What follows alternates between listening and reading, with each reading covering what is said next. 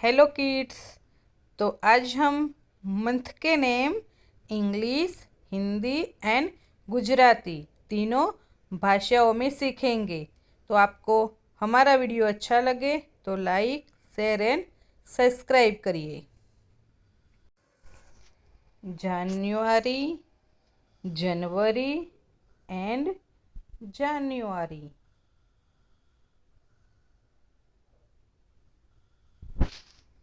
February, Hindi में कहते हैं फरवरी एंड फेब्रुआरी।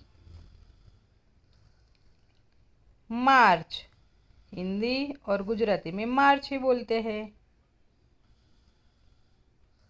अप्रैल, हिंदी में कहते हैं अप्रैल और अप्रैल। मई, हिंदी में मई और गुजराती में मे। जून, जून।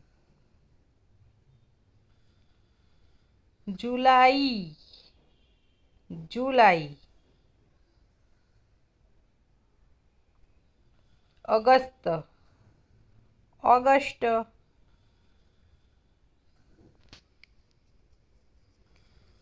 सितंबर और सितंबर।